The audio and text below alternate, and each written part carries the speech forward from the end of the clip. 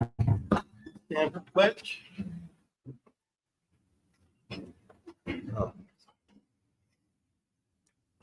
I pledge allegiance to the flag of the United States of America and to the republic for which it stands, one nation, under God, indivisible, with liberty and justice for all. I'd like to thank everybody for attending. If you would please mute or turn off any of your electronic devices at this time, we would appreciate that. And we met briefly, or not briefly, sorry. We met before our meeting today in executive session for personnel and contractual issues. At this time, we'll move on to roll call. Mr. Conti. Mrs. Eckert. Here. Ms. Haas. Here. Mrs. Moretti. Here. Mrs. Polovich. Here. Mr. Pollack. Here. Mrs. Rinaldi. Here. Ms. Sarno. Here. Mr. Polino. Here. 8 present. Thank you. This time we'll open the floor for any audience comments on agenda items. Seeing none, now we'll move ahead to the superintendent's report. Thank you, Mr. Polino. I have 3 presentations this evening. The first will be Mr. Thompson. He will be sharing an update on the junior/senior high school renovation project specific to the Marshall Auditorium lobby and restrooms. Mr. Thompson.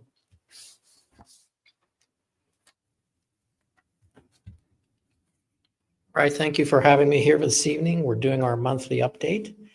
And we have 2 projects, of course, at the high school. One is the Marshall Auditorium Lobby Project. The other is the Masonry Repair Project. I'll just give you a little update on each one of the projects.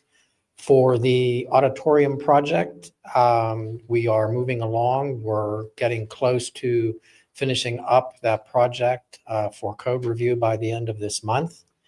We hope to go out within the first week of March for that review. Once we receive approvals, then we could place the project out for bid. The other project, Masonry Project, is on a similar track. It may be a few weeks behind that, more completing that for code review mid to late March, and then following that out once they get approval.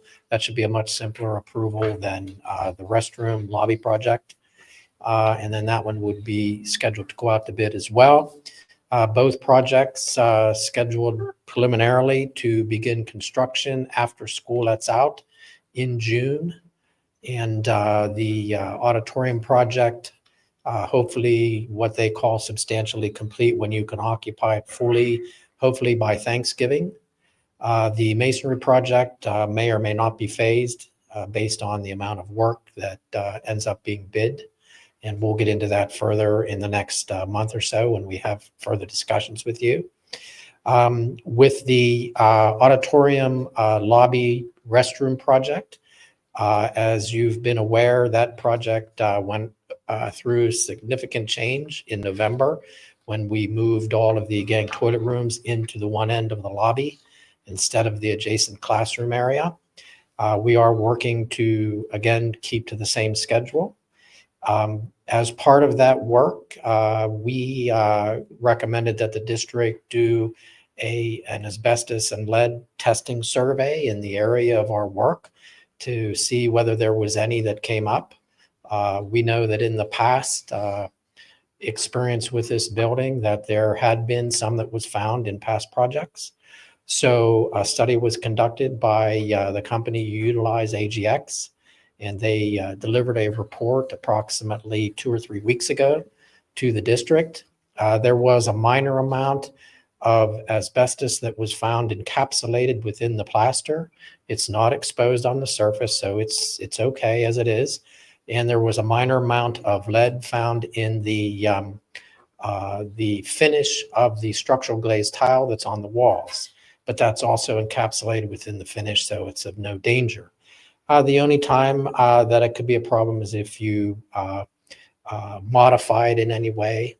So in this instance, there will be very little issue. The way in which we're going to construct our interior alterations. There will be a couple minor places where we have to remove some plaster, and that will be done by an environmental remediation company. The design work will be done by AGX. It'll be placed out to bid at the same time as the architectural project will be placed out to bid. And that work will be done very first after school is let out, early June. It'll be a very minor amount of work. It probably won't take more than 1 week to complete that work. And then the contractors for the architectural engineering work can begin after that is complete. The masonry project, again, is moving along very well. We have a different group that's doing that within our office. They're engineers. The documents are fairly far along. And what we would like to do both with this project and the masonry project is to present again to the board, perhaps on the 27th of this month, maybe around 5 o'clock. And we would probably like to do that in the lobby itself so we can directly point out what we're doing there and present both projects with drawings, specification information, things like that, product cuts of things that we're going to place in the lobby material-wise, so that you have your last review before we finalize the documents and place it out to bid. Any questions? The meeting on the 27th is in the auditorium lobby beginning? Yes, that's what we recommend. That way we can directly point things out to you. It's hard when you're here to understand what we're intending to do. Thank you. And we will get that advertised. All right. Doesn't look like there was any questions. Thank you very much. We appreciate you. Sure. Thank you very much. Next, we have Mr. Tony Panzian talk about the Colfax demolition project. Good evening. So I spoke with the contractor a couple hours ago, actually. As of that conversation, all the asbestos has been removed from the site. He's scheduled inspection with the health department for Friday. So pending the results of that inspection, he plans on starting demolition with the original building on Monday. So that's good news. It's keeping him on track, and on schedule.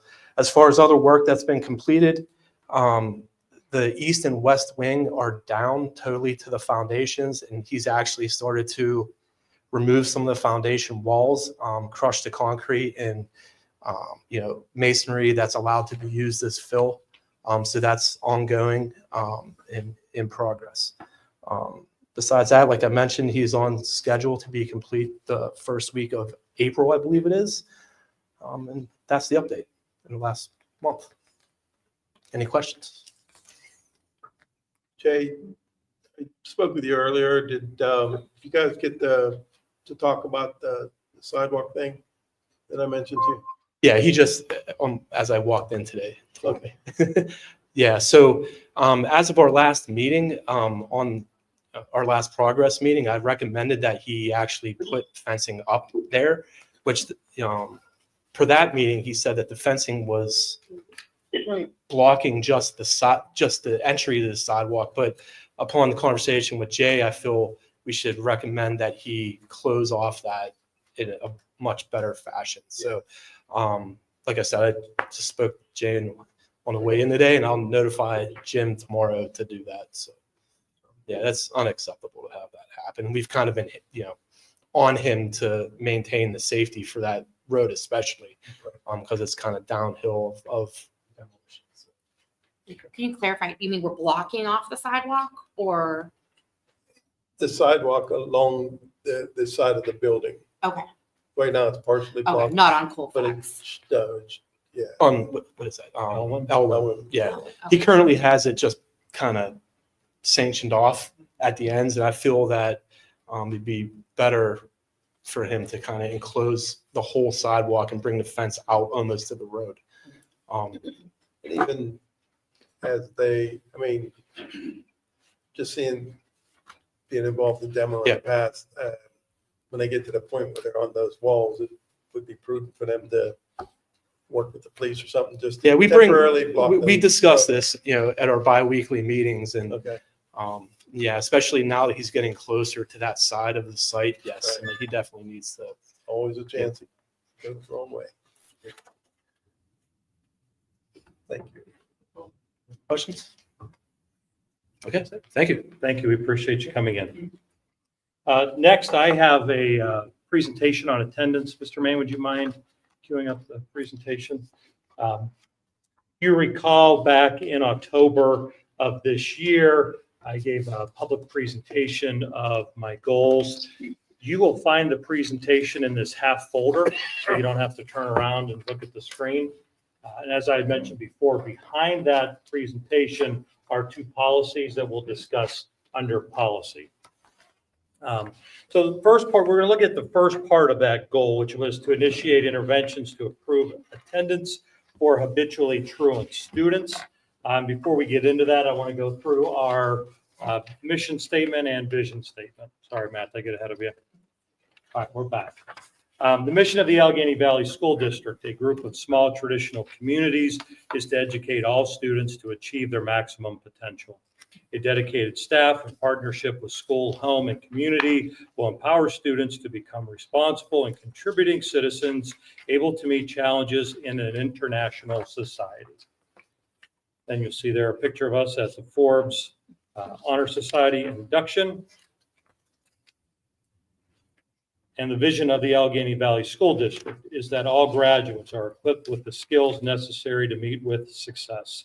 Educational opportunities provided to students throughout their educational career will provide the springboard they need to enter the world of work, the armed forces, or fields of higher education. And of course, all the work that we do is driven by our students. That's why we are here. Specifically getting into this goal about our students, the administrative team was looking at initiating interventions to improve attendance of habitually truant students. And part of this was establishing a quantitative measure, a way that we could see if we're having success or not. And what we have decided to do as a group is that each individual student, we look at their attendance monthly, and then we categorize them in one of three categories. The first is being less than 2 days. That means that they're making progress. You will see them identified in blue. Students that have flatlined are at 2 to 3 absences. They are designated by yellow. And students that are at risk of being habitually truant have 3 or more absences, and they are designated by red. Also, I want to add that getting our school social worker, Ms. Fida, working in the buildings has been a significant help with our students. Also at attacking habitually truant students and getting them into our buildings. So let's get into the data and let's see how this is all coming into play. If you look at the y-axis for 5th grade, you will see that the number goes up to 19. That's because in 5th grade, there were 19 students identified from last year as being habitually truant. Those then are categorized blue, yellow, red, as I mentioned before, making progress, flatlined, or at risk. And they are for each of the months, September, October, November, December, and January. With this data in mind specific to 5th grade, excluding September, each month has had 12 out of 19 students or more making progress. So this is trending in a good direction for our 5th graders. If you go to the next slide, 6th graders, there are 9 targeted students that were habitually truant from the 23-24 school year. This is the most successful grade level of the 4 grade levels that we have been targeting. October's highest number of students that was not making progress was at 2. So if you look at October and the red, that was the highest not making progress or at risk out of all the months. Everything else is trending upward to 5, 6, 7, 8, and 9 students making progress toward our attendance goals. This is a very positive trend that we are seeing. If you go to 7th grade, there are 7 targeted students as being targeted as habitually truant from the 23-24 school year. That grade level, or the targeted students, were hovering around 4 out of 7 students making progress monthly. There was a spike in November with students. If you look at that there, we had more students at risk than any of the other months. And then we look in December and January as righting the ship, so to speak, and curbing some of those attendance issues. If we look at 8th grade, and this is the last of our targeted grades, there are 12 8th grade students targeted as habitually truant from last school year.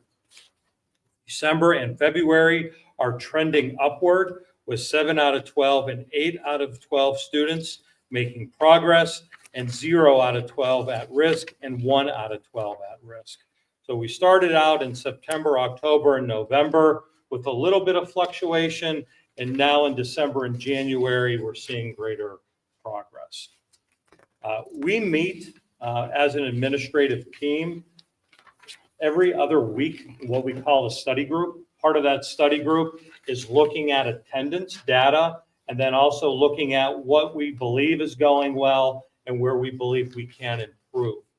We also look at our quantitative measures for student academic success, and we also look at bullying data. This past, or today actually, we spent quite a bit of time looking at bullying data. But this work itself comes out of those study groups that we have with our leadership team. And I'd like to share a little bit about what we believe is working and what we believe we can do to improve. The reason why I put believe it there is that this is the onset of a 3-year plan. So at this time, we're making some assumptions of what we think is working at this point in time. We have a lot of work to do, and a lot of learning will come into play. I do want to highlight what we believe is working. Our school social worker, Ms. Fida, is visiting homes. Ms. Britton did visit homes, but this is with greater frequency and more students. So she's getting into houses, she's working with families. We believe that that is working. We also have student attendance improvement conferences. This is where the family works in conjunction with our school social worker and the principals, and they work out a plan to improve attendance. We also believe that this is working.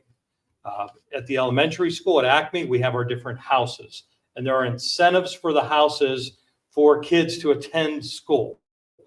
So this is more of a cooperative, collaborative effort with the younger kids, encouraging their classmates to be there and be in school. They do not know who the habitually truant students are, but it's an overall way to get students to attend and build excitement through that house incentive and initiative at the elementary.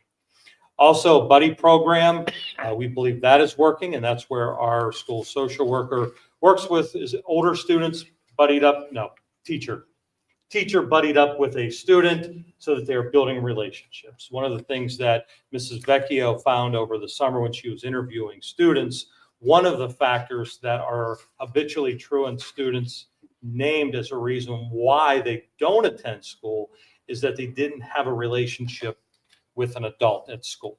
This is a way of making sure that kids and adults are building relationships, appropriate relationships, so that they are attending school. And then the last part might sound a little stupid to say, but we're following our plan. A lot of times in schools, it's easy to scrap the plan when it's not working and say, let's try this, let's try that. We're following the plan. So those are the things we believe are working. Where do we believe we can improve? There are some families that are simply not responding to the interventions. We've got to either be more creative or try to attack this at a different angle or from a different perspective. While we are seeing better attendance with some students, there are others that are progressively getting worse. So we're seeing positive pockets, but there are just some families that are not responding to our efforts. While we are receiving excuses and attendance is getting better, we still have a long way to go. We still have attendance issues with our students. There's also outliers, and we want to learn more about students who all of a sudden are attending school every single day, and kids that are progressively getting worse. We have a lot of kids in the middle, but those outliers are perplexing to us because some kids are just, they're here.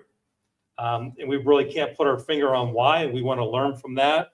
And from the kids that aren't showing up or maybe going in an opposite direction that we'd like them, we want to dig more deeply and see what we can do there. Unfortunately, that is not going to come out of any plan. That comes with working with families, working with students, providing supports, and getting those into place. And then the last two items that we believe we can improve is confirmation to families that excuses were received. We have families that are unsure if we have the excuse, or they're saying, I did turn it in, and we're trying to go back and backtrack that. And there is a way through the Google form that parents can receive notification that the excuse has been received. And then the last part, getting more staff involved. Teachers truly are the key to this. Your leadership team and our counselors and our social workers and teachers have carried the majority of the water on this.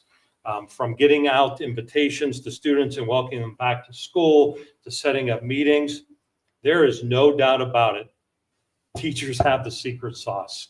If they make connections with kids, the kids will show up. And so we've got to find more ways to get our staff involved and to understand that critical piece that they truly are difference makers, not only in students learning, but kids that will just show up to school because they like that teacher and they want to get closer to their teachers. What questions do you have for me or the team at this point? There has been a lot of work put into improving attendance for our habitually truant students. This is a glimpse into some of the successes, some of the setbacks that we're having, and really just want to leave it open to the board if you have any questions. And if any of the administrators would like to chime in at any point in time, you're more than welcome to do so. And I want to thank you again for all of your efforts, all the work that you're doing in getting our kids to attend school, either virtually or either online or in person. Thank you very much. Questions, I have comments? one question about the spikes in October and November. Although we know there's no rhyme or reason, why kids miss school or don't. But, with the spike in October for the 6th grade and November in the 7th grade, did you come up with any idea like why that would have happened in those months? No. Okay, But no, that's a fair answer. That is a very fair answer. we looked at it, and that's typically why plans get thrown out the window, because when you get the data, you don't know what you're going to get. So we saw that. We had similar questions, and we said we need to keep meeting with students and their families and trying to get to the bottom of it. A lot of times it has a lot to do with an illness. So there could have been a couple of the kids that were sick and they didn't turn their excuses.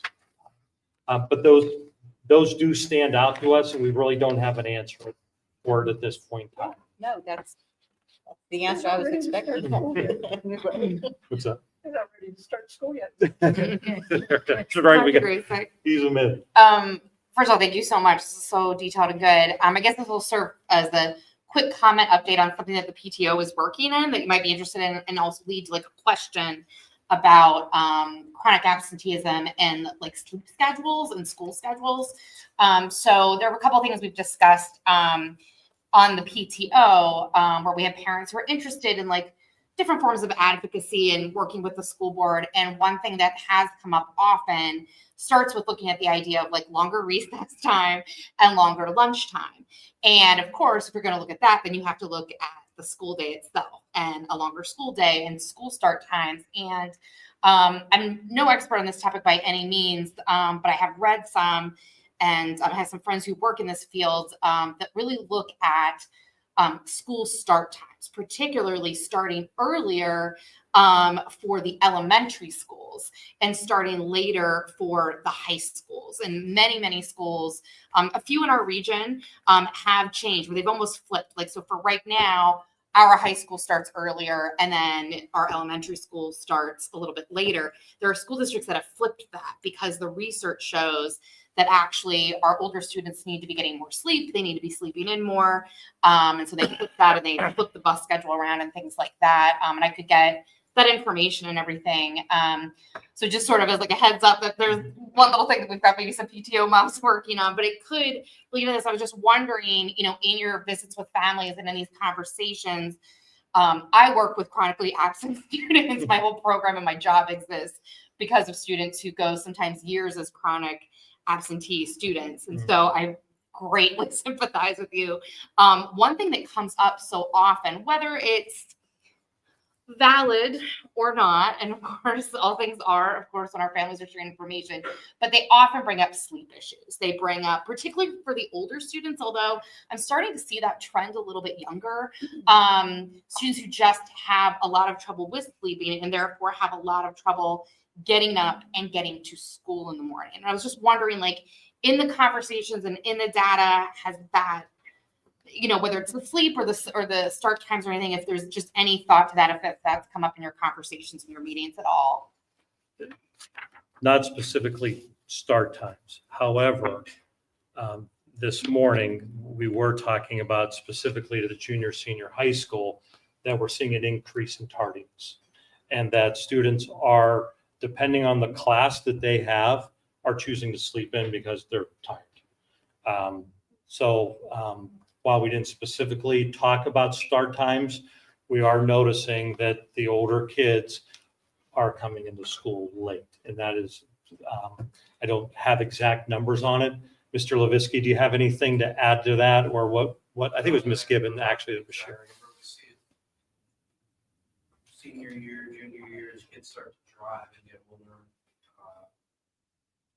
We have students that maybe only need to take in their senior schedule a lot of electives, and they're taking their required courses. They're be only required 3 years of math, maybe they don't have a math degree, they have English, quality econ, and then health need or their physical education, and have a lot of electives, so they maybe don't find as much value.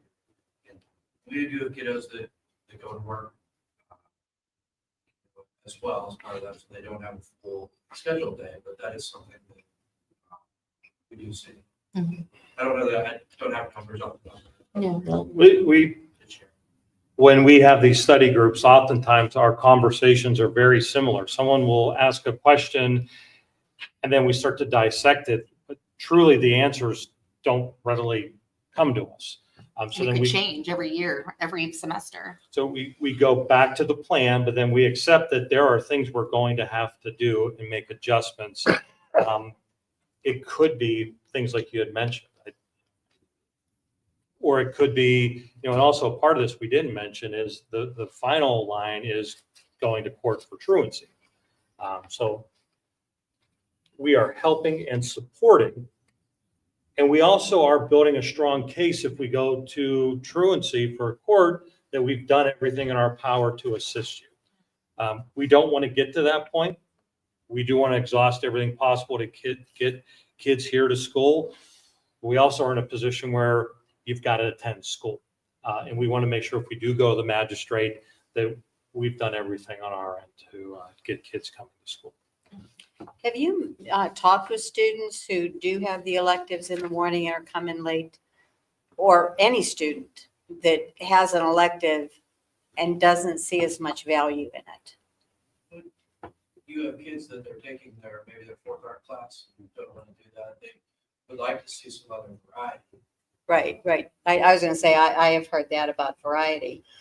But even considering an alternative, if they really don't need to take those classes, they've met the requirements, is there a way to adjust the times that they are actually in school then? I mean, I know other districts where students basically at 1 o'clock in the afternoon, they're done. They've taken what they needed to take and they go, you know, either to work or whatever they want to do. And we do have So kiddos we do have students who yeah.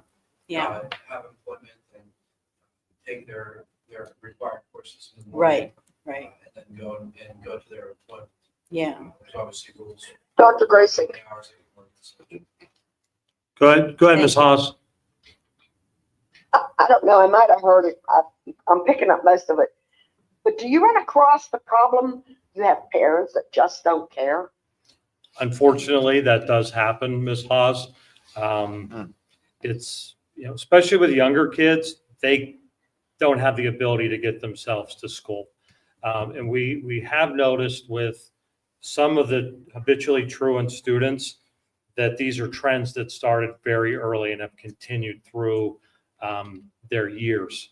And so, yes, to give you the short answer, yes, we do see that, although it's not a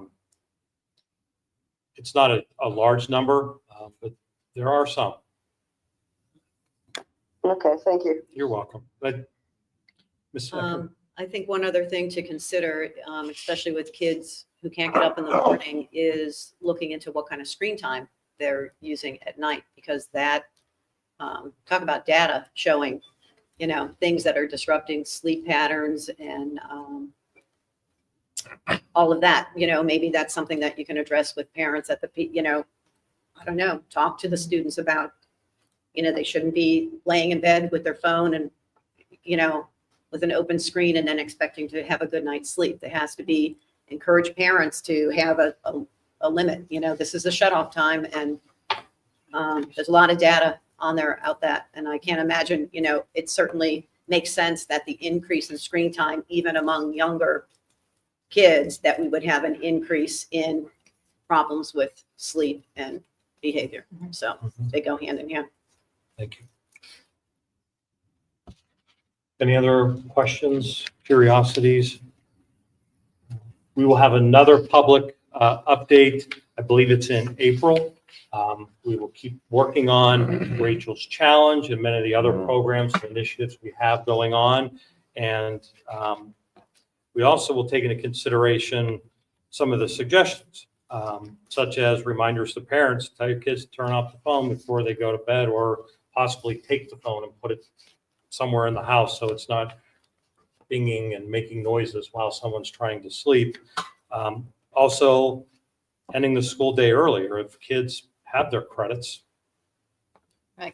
we got to find something meaningful for them to be there and participate and engage. And then start times and recess and lunch. Those are all helpful suggestions. Thank you all very much. Thank you. I appreciate all your work and your color. They did all the work. The team did all the work. I put the graph together. They did it all. So thank you, and thanks to all of you. Thank you. Thank you. Okay, so let's move on with our meeting. Item number 5 are bills and payments. That is a placeholder for our next meeting. And then we have consent agenda, operations and finance. We have the Director of Finance and Business Operations, Dr. Rajgopal. Do you want to take that and the next item for finance? Absolutely, my pleasure. Okay, so we've got consent item 6.2 and 6.3 that relate to minutes. Any changes, please reach out to Ms. Estonia. 6.4, that's the pay app 4, as Mr. Kanzian mentioned. It's to do with the Colfax demolition project. We've made good progress and anticipate completing the project in April. And this pay act is for 60,000 and odd. Any questions? No? Okay, next up is finance. So 7.1, the finance committee met earlier tonight, and we reviewed agenda items because there's quite a few important ones. Next is foreman presentation. You heard from Terry Thompson. It's part of capital projects that we will undertake in the coming months. And that brings us to, I don't even know if I should go here, but I think I'll share the news that I've got as of last Friday.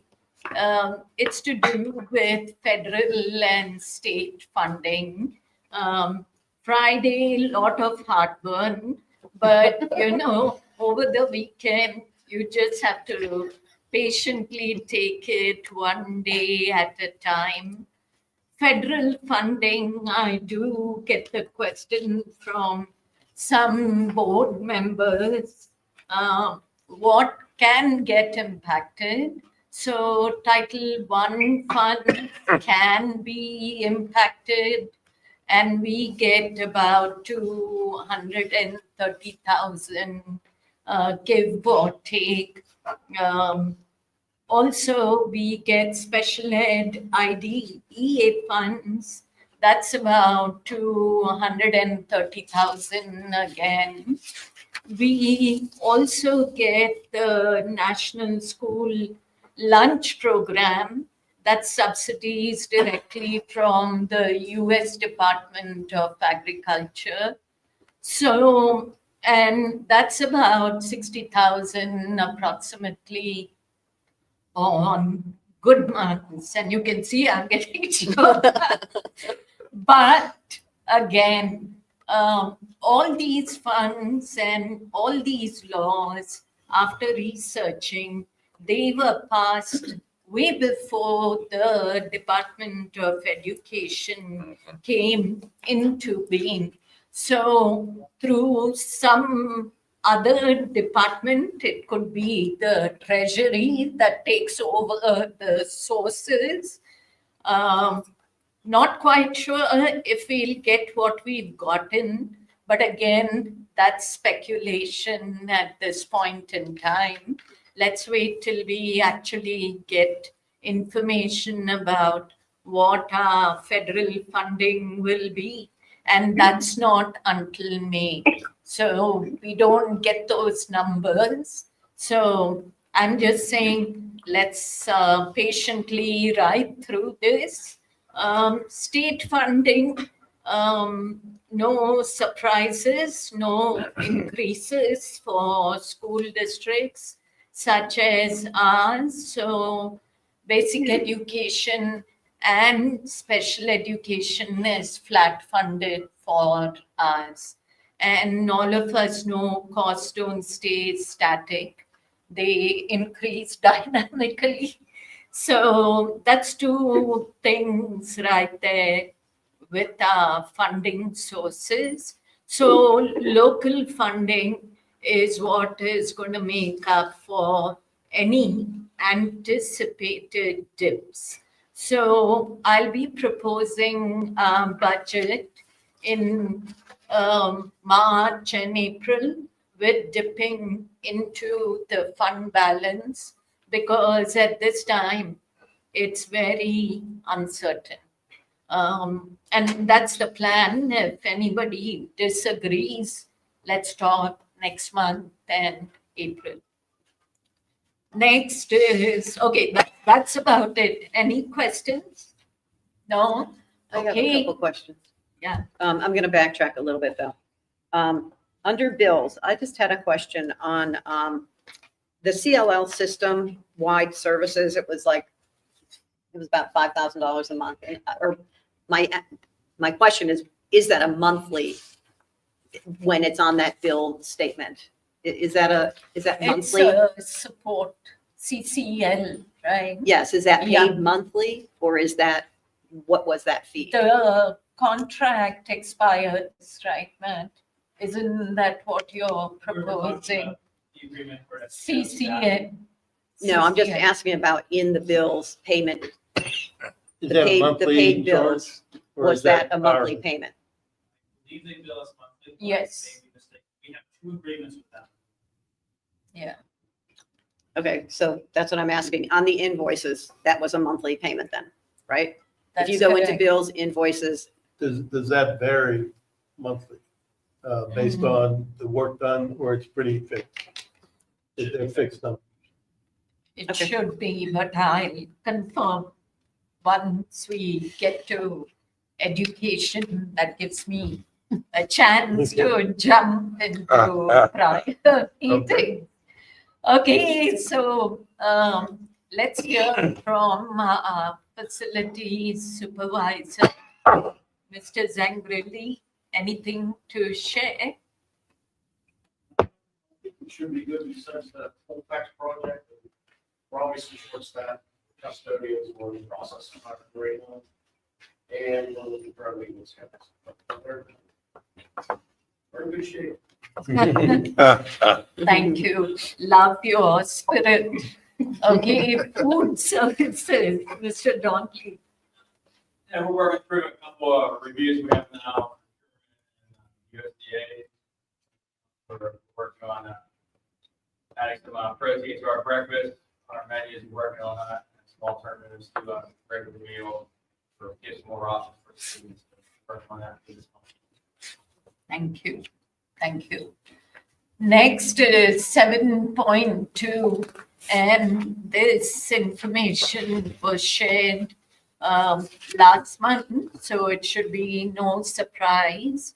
We've got to vote tonight, so I need a motion and a second. This is only a verbal vote. We're not voting in board docs.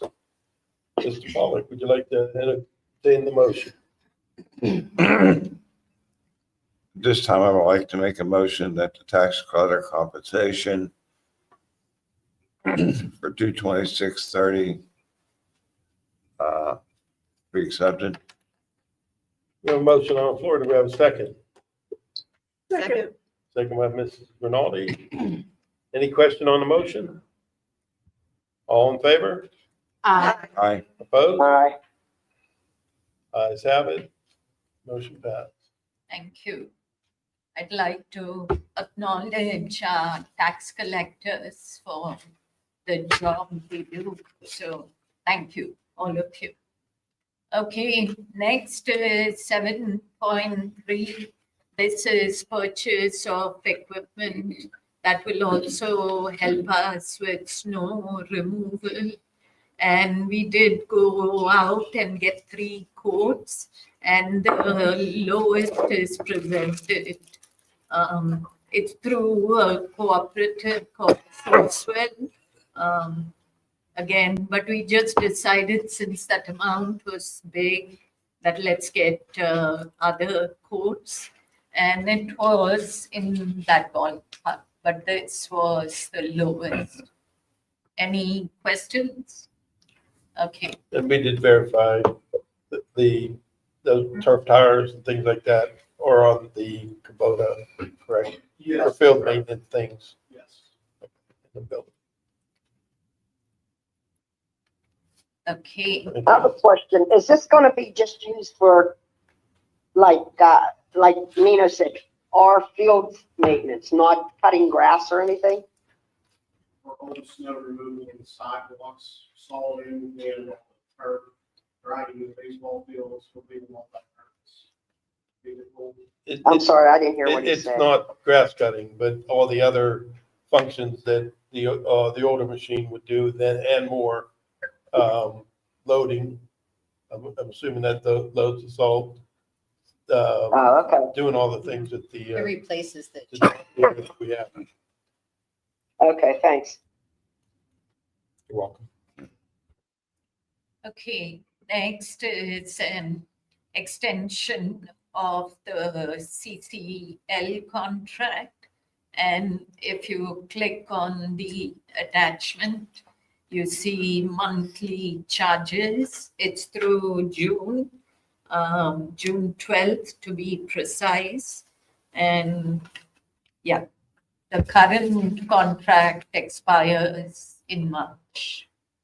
Any questions? They provide student technology office support. Mrs. Zacharias, of course. Yeah, Now, I just want to clarify, so this is, it's a 4-month term, but it's they would be on site for just 2 days a week and 6 hours a day there. Okay, I just wanted to make It sure. actually matches up with our year as well. Mhm. It's bringing the contract in line with our school year. Correct, okay. Okay, and then just while we're there, what happens to the devices that the seniors hand in at the end of the year when the seniors, return their computers? Once our plan is in place, those devices will be 4 years old. They will be retired. We would sell them in a public sale or sell them to bulk buyer.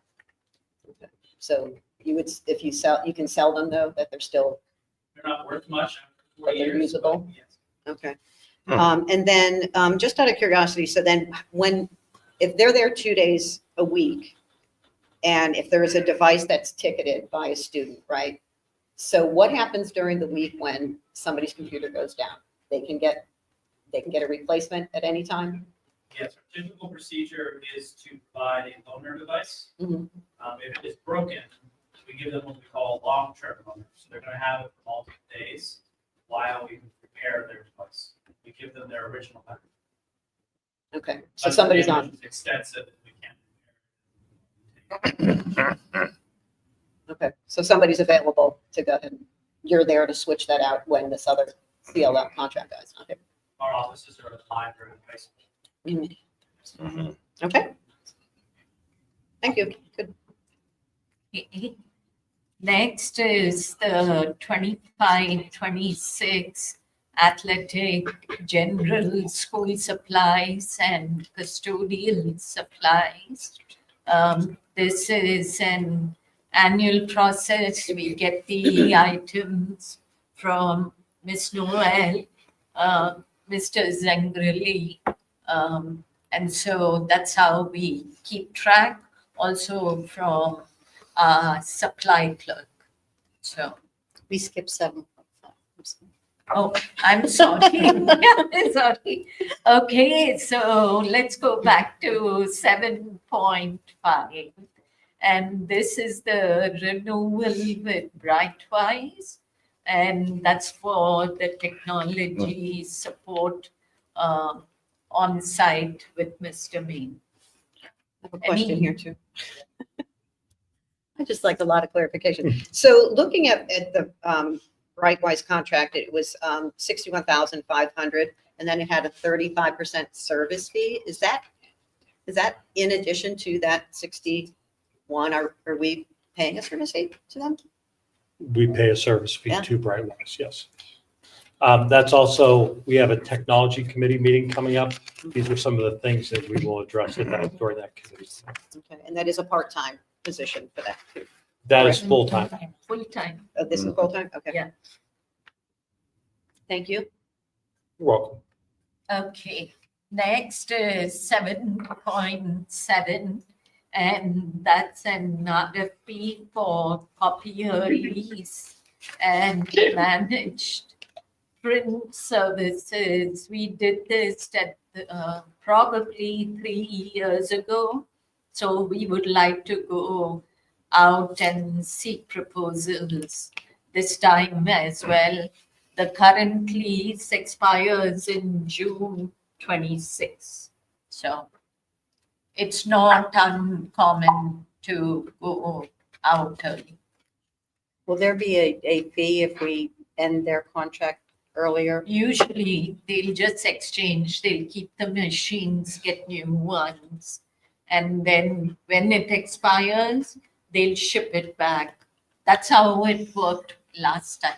But I mean, So- changing contracts, since this one goes to 26, changing it in 25, we're not going to incur any penalty We fees or anything? didn't last time. Okay, In fact, the rates kind of, you get better rates. right. Yeah. Okay, thank you.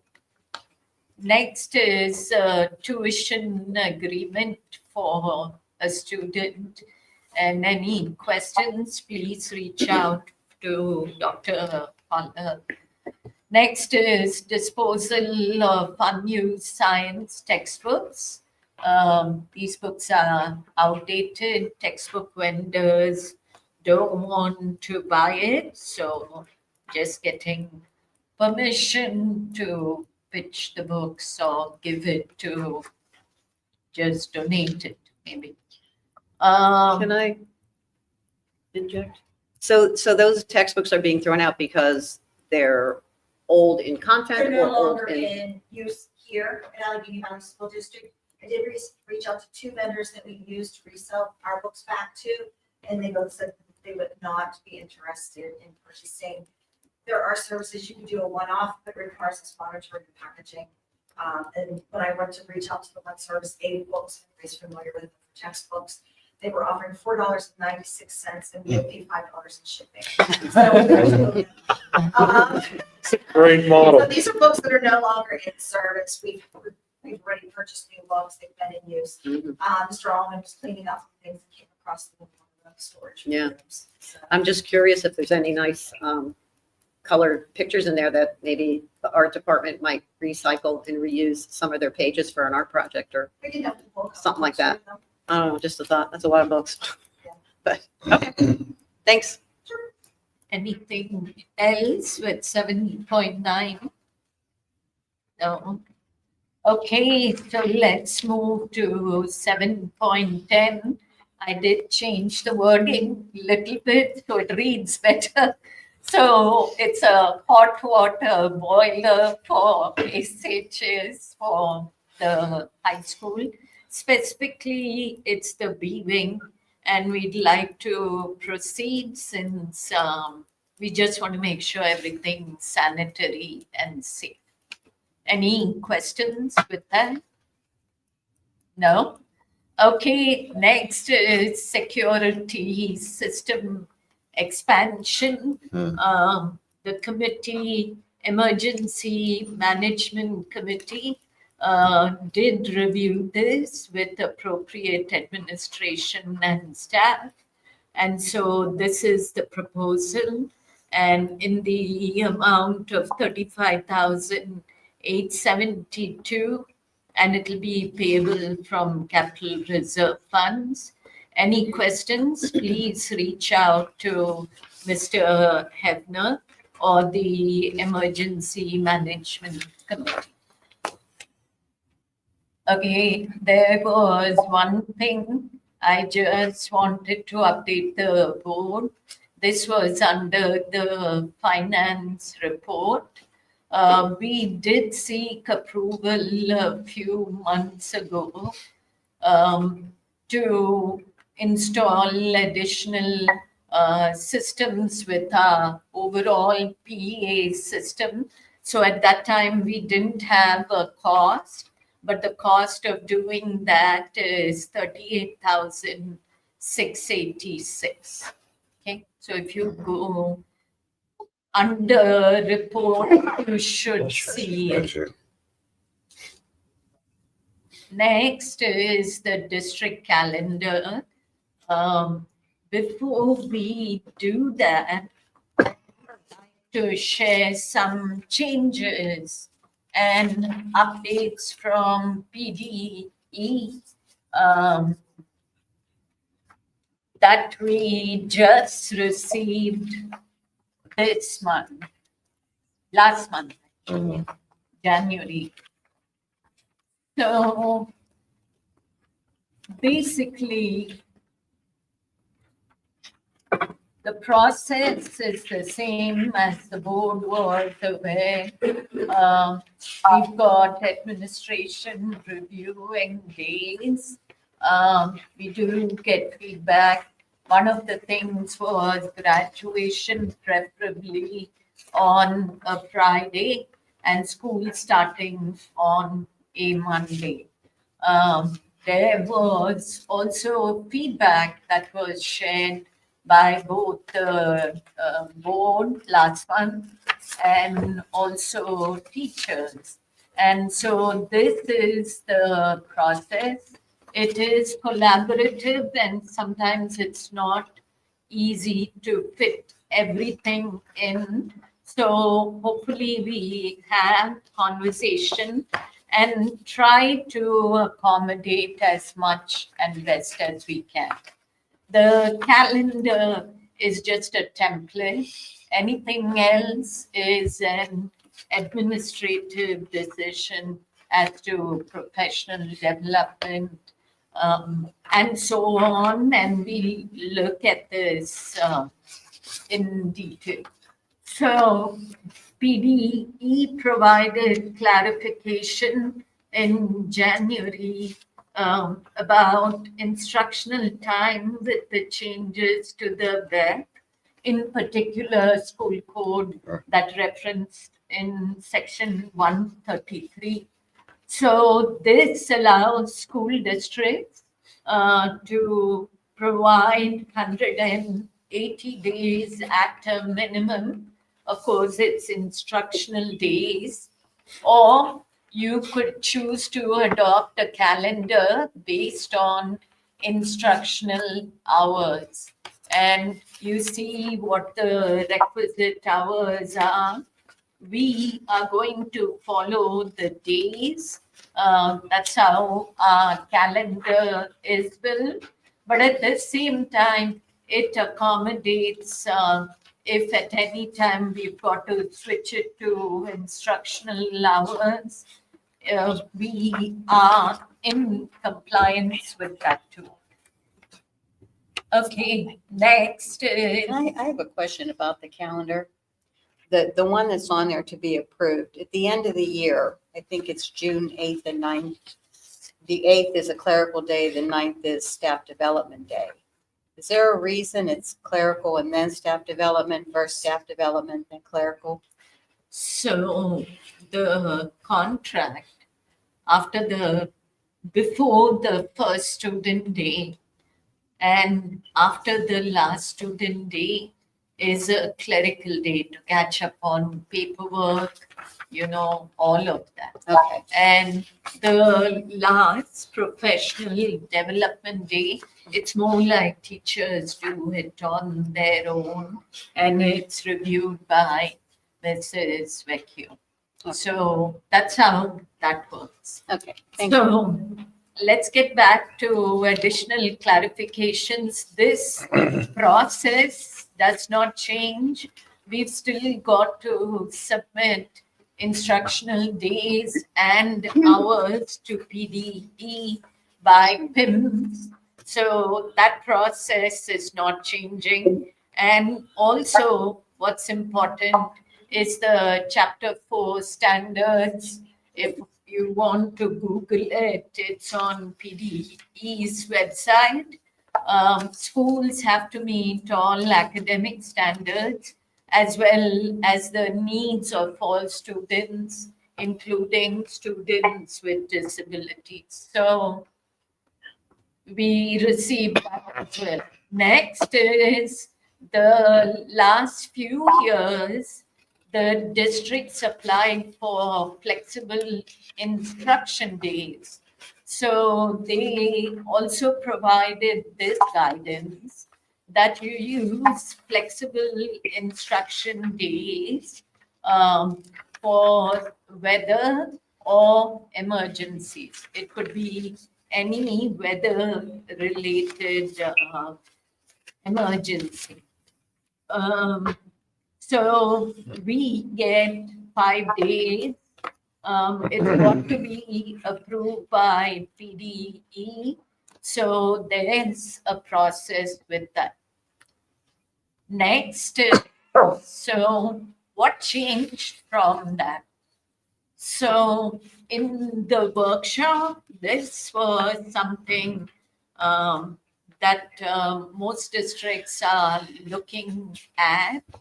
There's something called remote instruction days.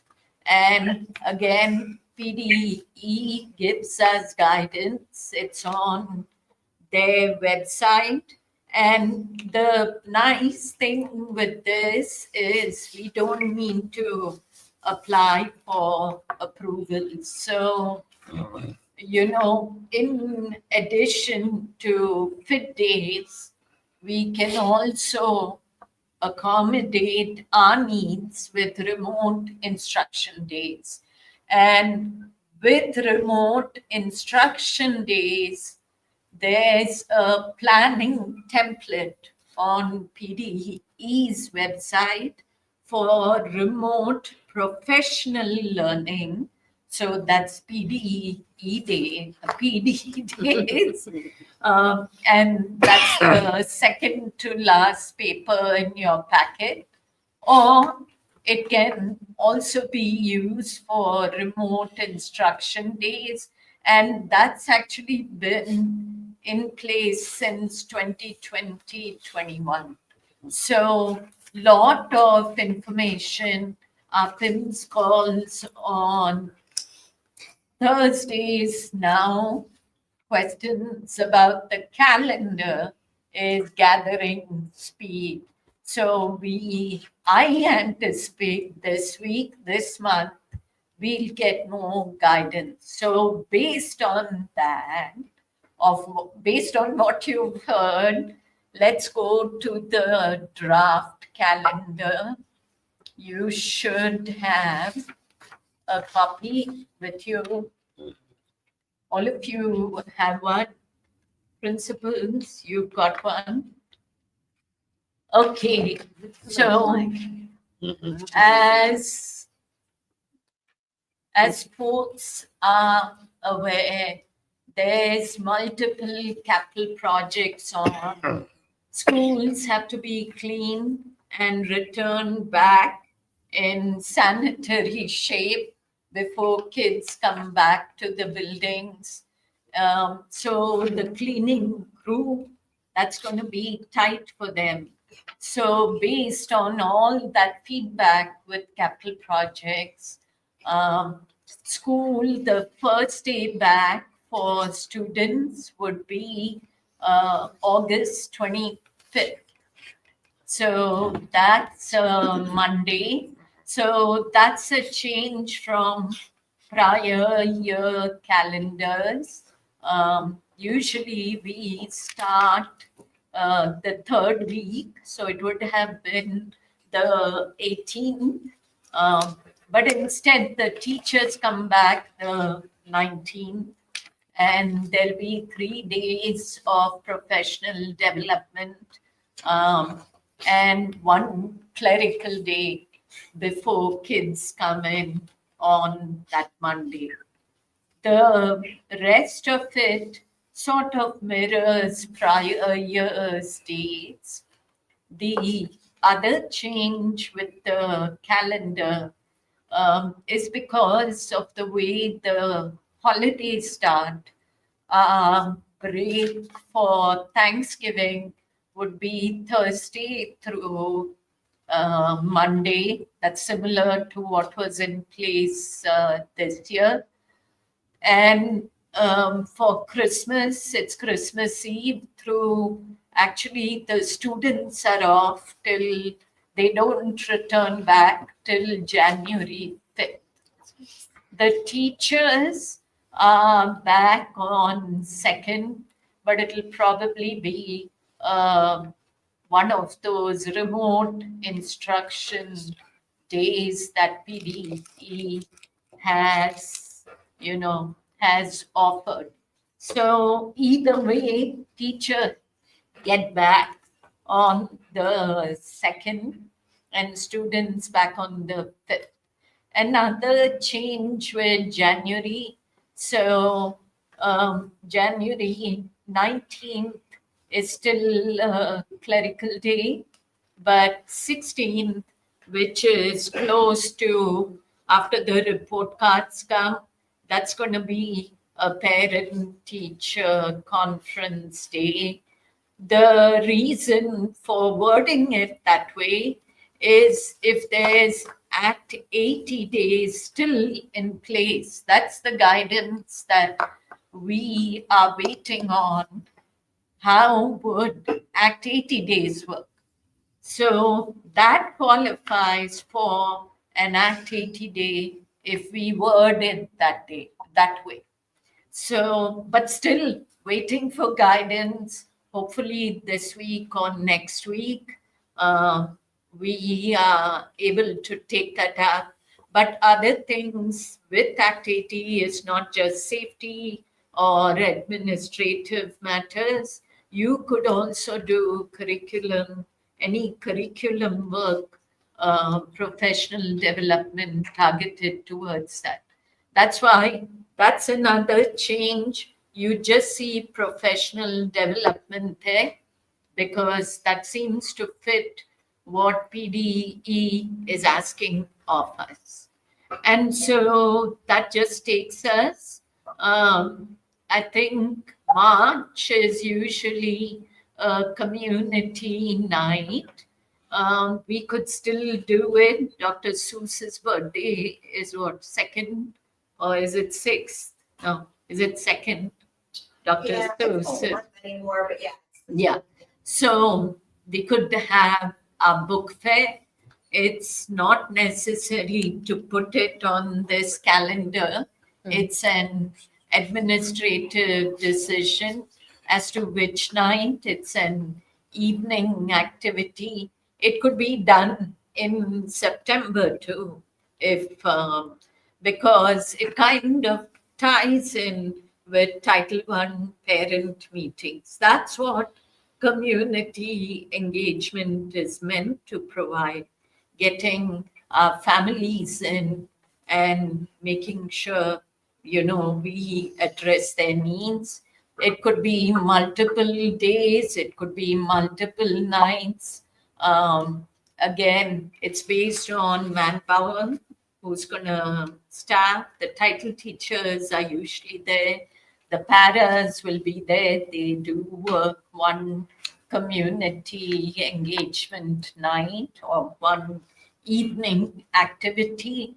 So we just have to think out of the box, and hopefully we get some guidance about Act 80 and maybe we can tweak that parent teacher conference, whatever. But right now, this fits the bill for what PDE is asking for. So all of this, we hopefully it's an early spring. We can complete the rest of the capital projects through March, April, May. And so June 5th is graduation, and June 9th is the last day for teachers. Yeah. So if you look at verbiage right at the bottom, I know it's fine print. That's where the Act 80 days are residing. And again, if PDE says, no, you've got to report it as professional remote instruction, then, that'll go. But just keeping it there, just as, what do you say, a backup, fail, what is that? Proof, whatever, fail safe, fall safe, whatever that is. Just in case they come back and say, yeah, you can use Act 80 days. Weather or emergency makeup days, again, we usually are approved for up to 5 paid days. It's for specific reasons. You do need approval. And remote instruction, I just put a slash there because maybe we don't need to use, and we'll see. So anything with emergency or weather makeup, FID or remote instruction. And of course, we've got the catch-all. Additional days will be added. For this calendar, it's June 8th. And at the bottom, this was a request, but based on clarification from PDE, this is not required. If any additional instructional days for a closure are needed, first closure, you do not require a makeup day. Second closure, makeup day will be President's Day, which is February 16th, and third closure, April 2nd, which is our spring break. Again, the guidance from PDE is make use of flexible instruction days. you've also got the option of remote instruction. So we should definitely look into the professional learning, remote professional learning. So that will count as an instruction day. Also, what they advised us is if there is a school delay, it still counts as a day of instruction. So the weather folks always don't get the forecast right.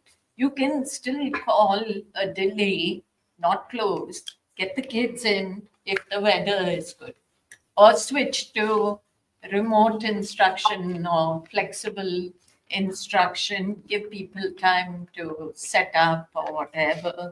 But those were interesting things that school delays count towards a day of instruction. Okay, I've talked enough. I've seen this enough. Any questions? And from the team too, I want to acknowledge administrative team.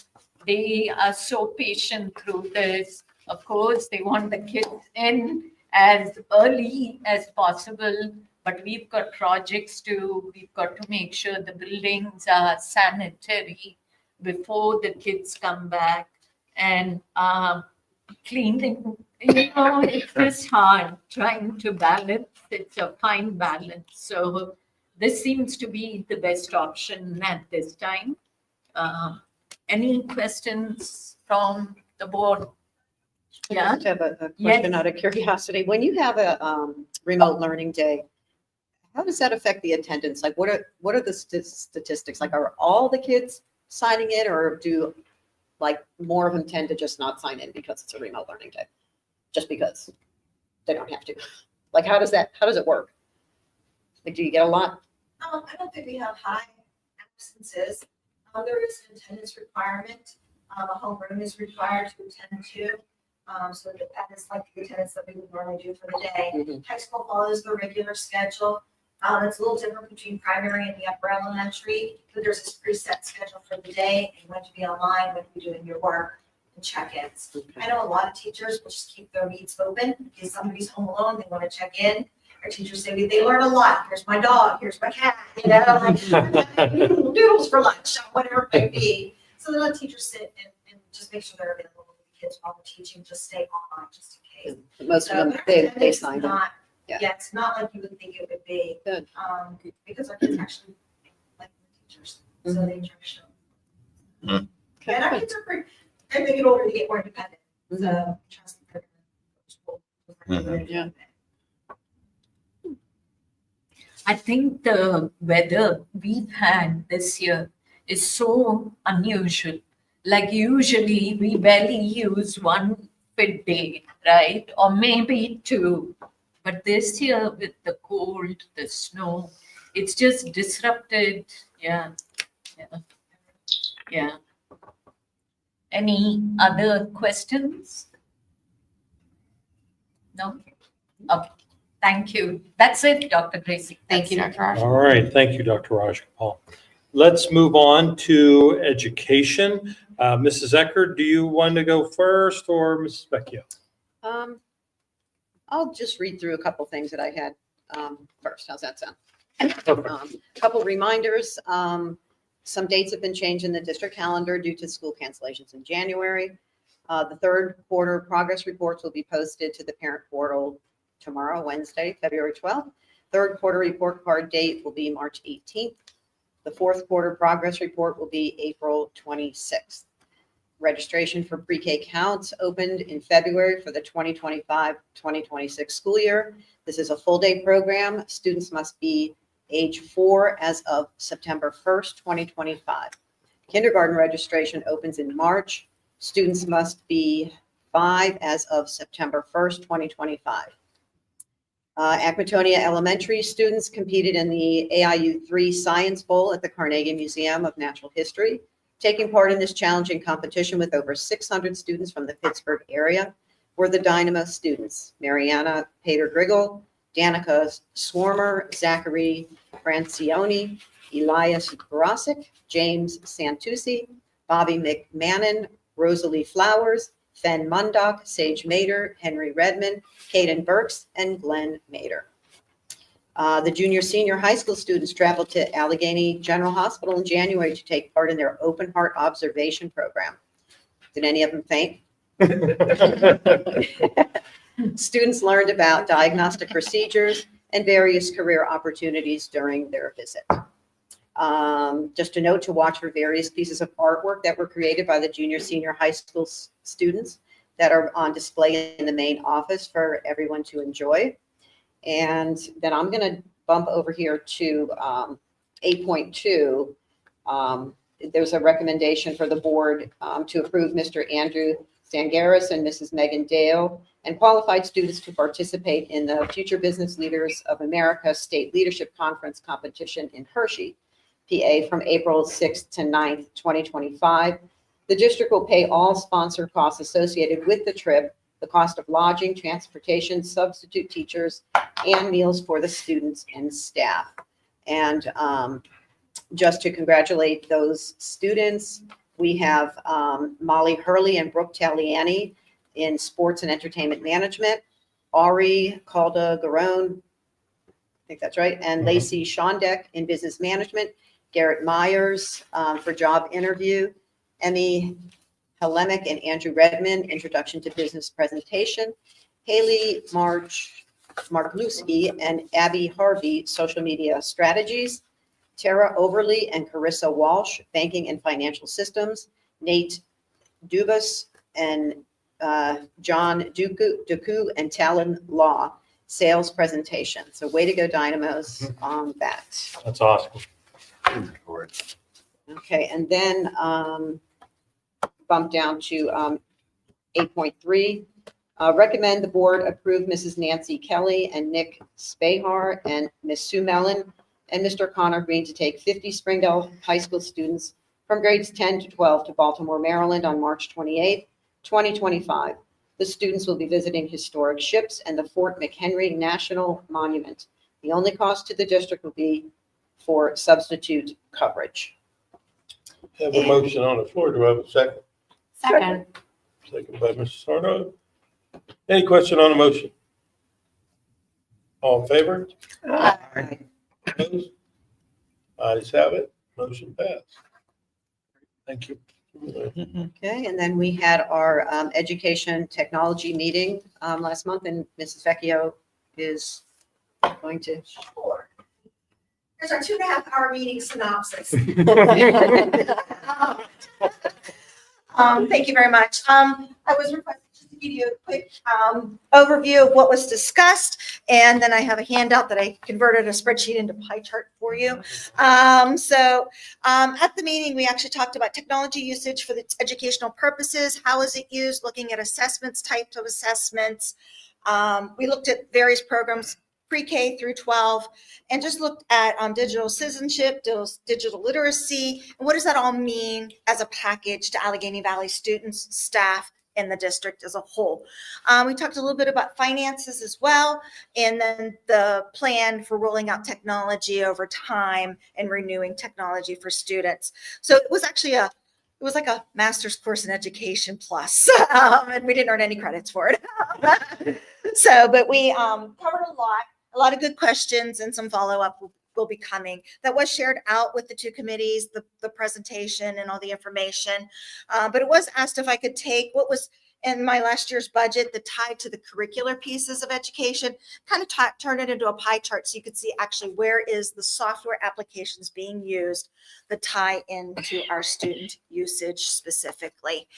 So there are other applications that we do have in the district. They're not all specific through curriculum, but they are available to everyone that go through the technology budget as well. A lot of them are things that we would use to like edit a PDF. Well, all students are learning how to do that, so they have access to it.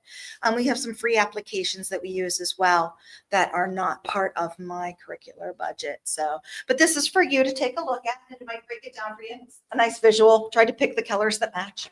So it just gives you a quick pop to see where it is and what it is. Thank you. Hopefully you got that information as well. Do you feel that Isn't the that beautiful? bringing the combined committees together was a valuable thing to do? I think it's important that we do have those conversations, those cross conversations, because although we're separate, we do tie together. And we know the use of technology for students is so crucial. And how does that really look and feel? So it is good to have those conversations. And where is it going? Because you have to plan for this. It's not something that, is off the cuff.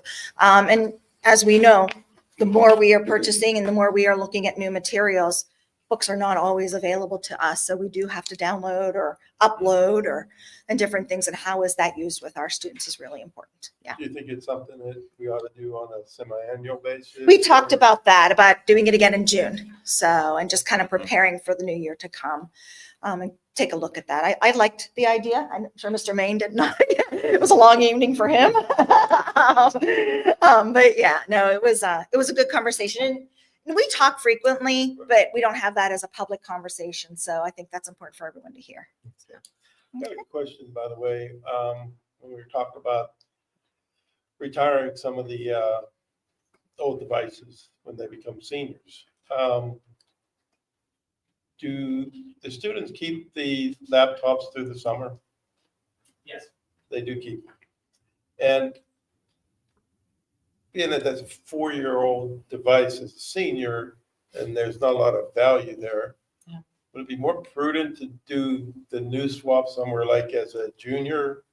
Or, because one of our goals is to have everybody, when they leave, well prepared. But if I'm using 4-year-old technology that isn't good to use again, obviously, the software is the same year to year, correct? Essentially. Yeah. Would it be, I don't know. I mean, I don't know. I'm not the tech wizzy as far as the laptops, but having newer stuff for our 11th and 12th graders, whether it's performance, and again, I'm not sure if it's just, there's no real impact to the software they do, so it's not maybe it's response time, memory, things like that. It doesn't make an impact, but if it's things that, older devices and the upgrades that come through with it, or, is there an advantage to re-looking at that at all? I don't know. We can look at it, sure. Right now, our plan is 2nd, 5th, and 9th every year. So seniors would be holding a device on their 4th year. If we want to shift those grade levels, we can look into that. Yeah, it was just, I don't know if I would do it the junior year, because then you have a 2-year-old device, then you'd have to shift that to another grade level as a hand-me-down to get real value out of it. right. And that's why I was asking, because the reason I said the junior year was like giving them a new device their senior year. Are they going to be spending too much time, trying to understand the new look and all that, where the junior year they want? I don't know if there's any advantage to that or not. I'm not saying to do it or look at, but if, just in my mind, if there's no value to that thing after 4 years, that's what my seniors are using. Is it really the best thing for them somehow? And is there a way to improve that? Something to consider, that's all. Sure. Just piggybacking on Mr. Polino, that device is 4 years old. And I understand in your, the education area, that's an old, outdated device. But our pre-K and K aren't using it in the same manner that the high school student does, the 11th, 12th graders up there. So could the senior devices be put down in pre-K or They K? use tablets. They don't Just use to- laptops. They don't, It's a whole different Yeah. device. I'm just thinking like Therese, because they don't use it like the seniors and juniors. They don't Just use so it that at they all. have They use, something. they have Totally different. iPads. Yeah, So, but the seniors are using phones. right. But they could use a laptop. They don't no, have to it'd be hard use. for younger kids to use that. It's more interactive. It's different for those real young kids. I mean, somewhere along the line, it might be useful. I don't know. Again, that's something for them to determine. Yeah. Yeah, just a question. Thank you. We do have reports tonight. I'm sorry. Yes, a question? Go ahead. No. Well, I was just going to say, I just wanted to comment, Mrs. Vecchio and whoever, putting into this, I just think that this is so much easier to look at and I find it very, very helpful. And the whole point is to say, we want to improve the academic achievement here. That is the goal. And to kind of start with, how are we using the technology and really looking into what is the best way to get some improvement here. So this was a really good start. I think it's really great information. But I wanted to add to it that overall we were trying to say, like, well, how much are the kids using it in the classroom? And I think it was kind of said that there's not an overuse of that. There's a good balance. But mostly they're using more in the 7th through 12th grade, are using them a little bit more. They start testing on the devices in 3rd grade, right? They start. The state testing starts in 3rd grade, yes. We do the STAR testing, which is an assessment here at Allegheny Valley, starting in kindergarten. That's online, which is a data point, is a benchmarking test as well. That's one of our several benchmarking tests. Kindergarten kids take that test online? Mhm. Okay. Yeah, they use Acadience, which is paper and pencil, and they use STAR. So we get 2 different data points in 2 different realms. Yes. Okay. But then again, we didn't, no really specific time use. It kind of varies with the younger kids.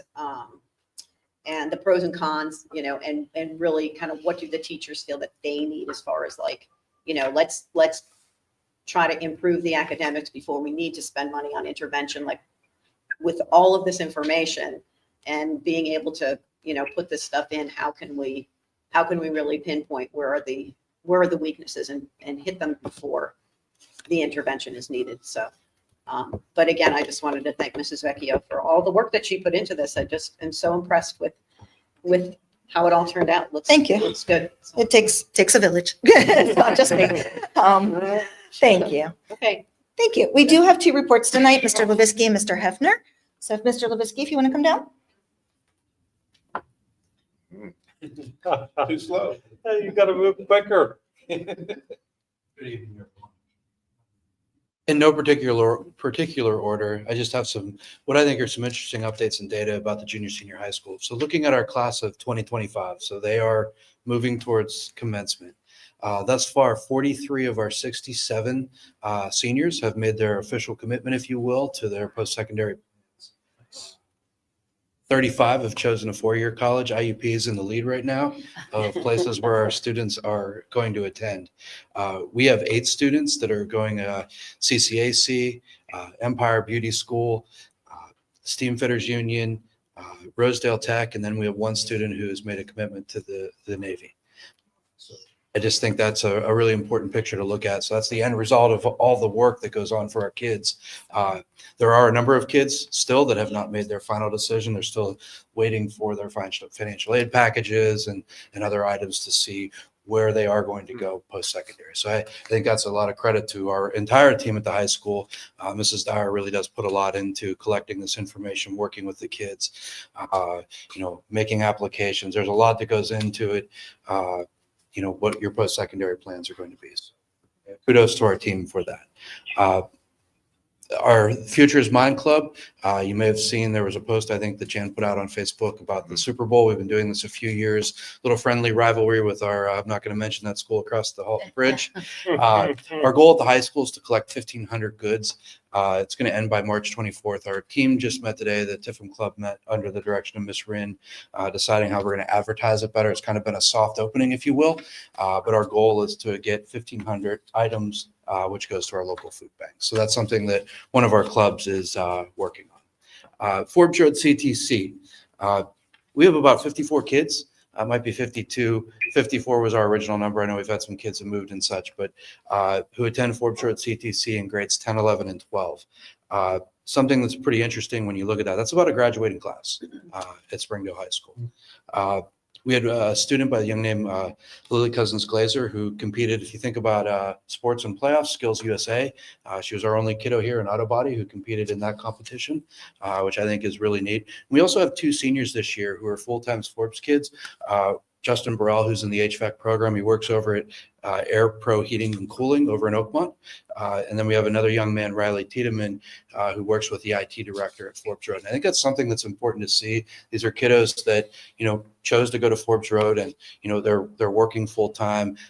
And I know there's a financial commitment of the school district to send our kids there, but we do have a lot of success. On Thursday, Katie Bishak is coming out to speak to all of our ninth graders in Nick Spihar's classes.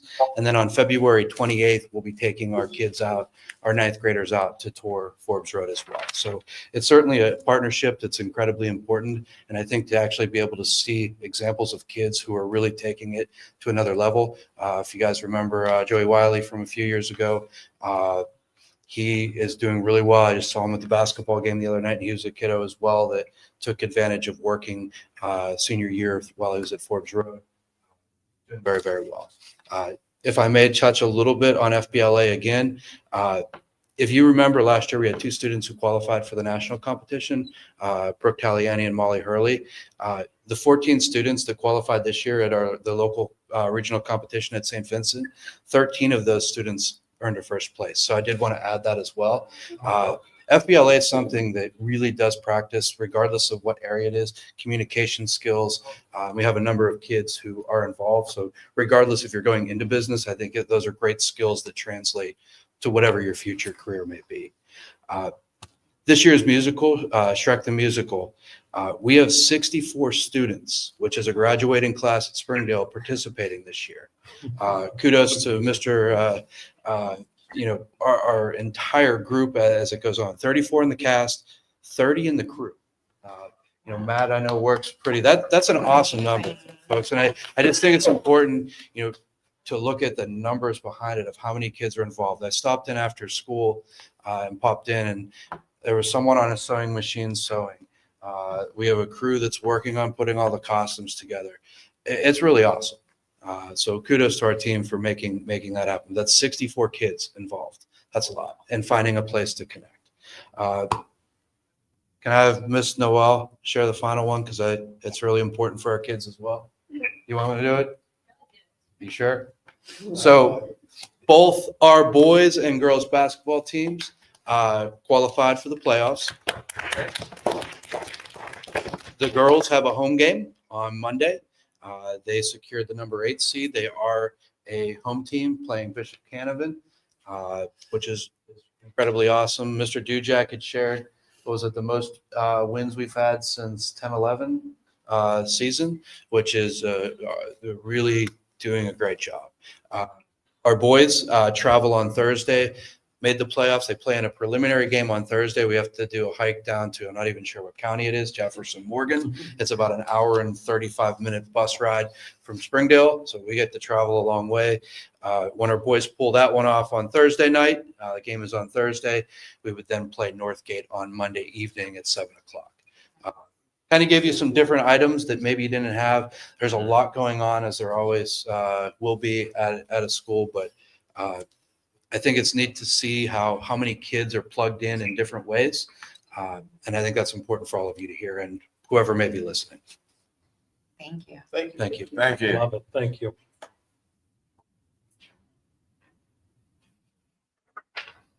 Good evening. We do have a lot going on. As you said, Acme, we're just coming off of mid-year data meetings. We gain a lot of insight on how to instruct for the second half of the school year. We had 2 weeks of data meetings. And this morning, we just came off of a math meeting for upper elementary. A lot of good conversation on lowest common denominators and open-end questions, getting ready for the PSSA. So I want to let you know, also, Matt got us a digital message boards throughout the building. And I have to say, our students are really enjoying that. During the hallways in the cafeteria, every day they get to see trivia and facts while they're walking down the hallway and eating lunch. They have an animal, this and that, where they show a bulldog in a lab and the kids have to guess which one they like that. I'll walk around and listen to the lunch conversation. It's different now because they're looking at the TV and talking about those things. Also, school messages are up there, you know, the menu and any kind of after-school activities they would like to participate in. And local weather's up there all the time for the kids to take a look at. And that even, you know, they even get conversation when they see that. So thank you for that. And we're going to look at add some more content to that in the future. And today is National Inventors Day. And our fourth grade has a unit that has to do with inventions and inventors. And it ended on Friday. So they were able to find an inventor to come in today to talk to them. And he was here last year. His name was Rocco Ferrone. And he has invented and has patents for machinery in the printing press industry.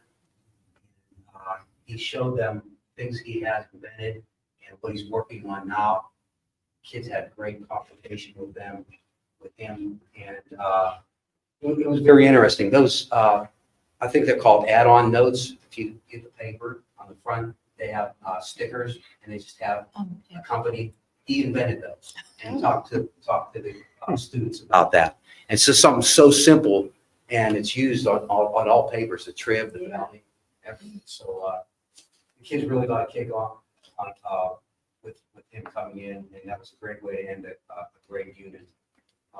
And lastly, you know, we have it's a small party day, but it's Valentine's Day, especially because the kids love to give out the Valentines and create things for their parents. And we do have great PTO volunteers coming in to take care of that part.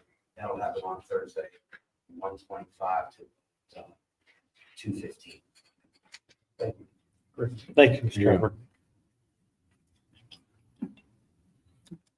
Mrs. Decker, do we cover everything under education? I believe so. All right, super. Thank you very much. And thank you to Mr. Havner, Mr. Levinsky, and Mrs. Vecchia. Thank you.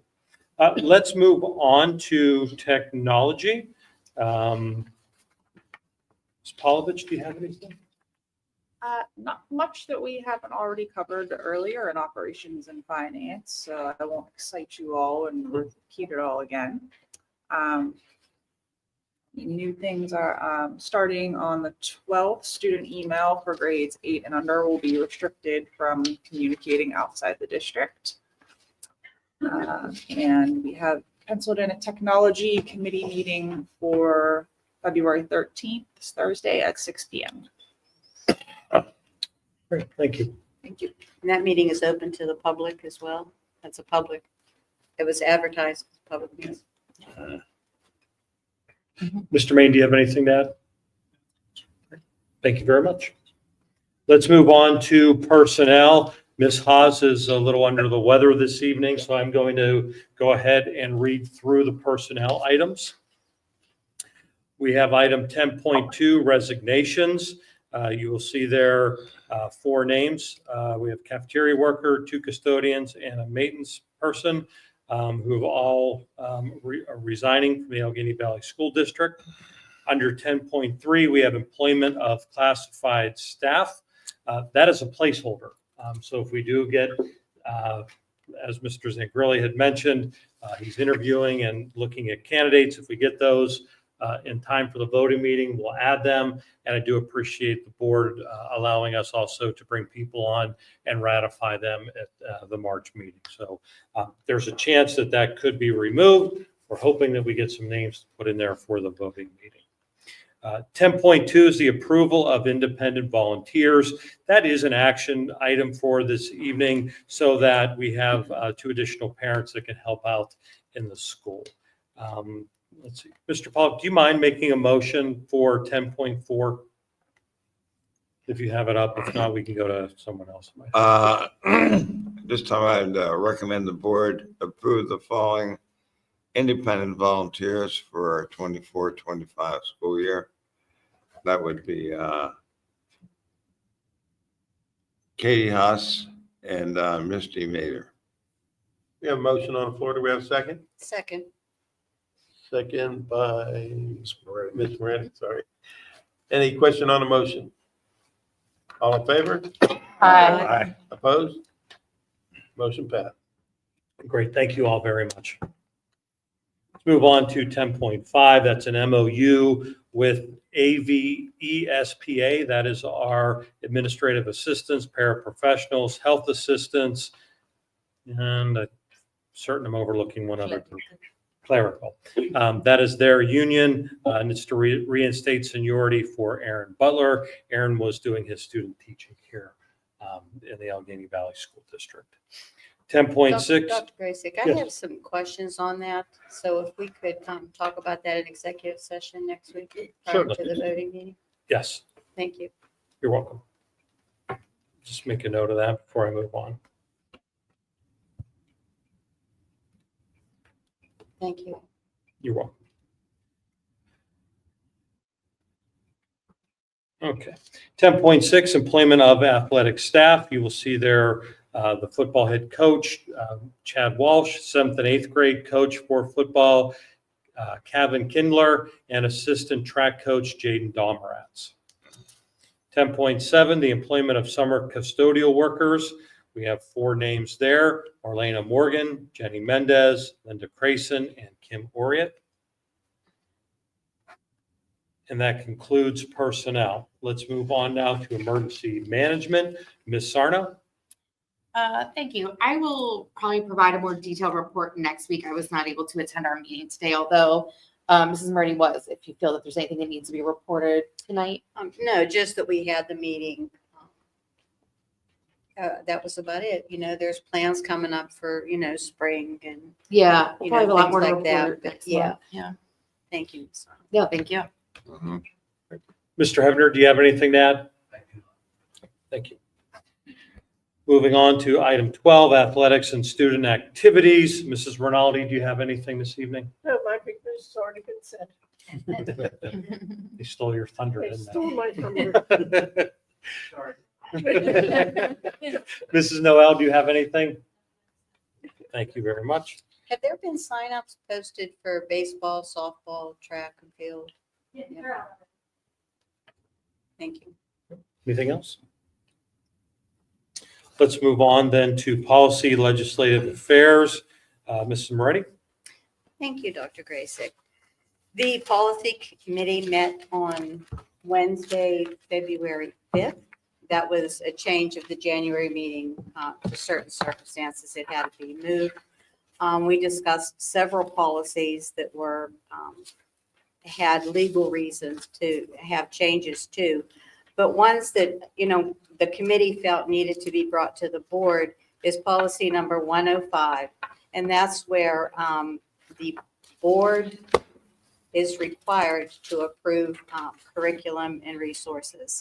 So the question came up, if a board member wants to come in and review the materials, since it is our obligation to approve them, the board members are given the same procedure as is followed when parents, guardians, and students would like to review this.